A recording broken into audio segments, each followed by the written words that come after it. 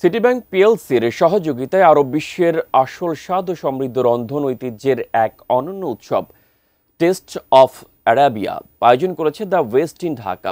অতিথিরা ২০ থেকে ৩০ নভেম্বর পর্যন্ত গুলশান ২ লেভেল ২ অবস্থিত হোটেলের পুরস্কারপ্রাপ্ত সারাদিনের ডাইনিং রেস্টুরেন্ট সিজনাল টেস্টস এই অনন্য গ্যাস্ট্রোনমিক অভিজ্ঞতা উপভোগ করতে পারবেন।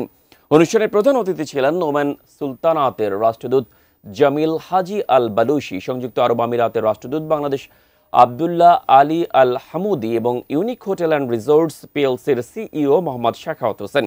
এছাড়া উপস্থিত ছিলেন সিটি ব্যাংক পিএলসির head of product development and business initiatives Nafis Raiyan এবং দ্য ওয়েস্ট ইন ঢাকার জেনারেল ম্যানেজার স্টেফান ম্যাসে।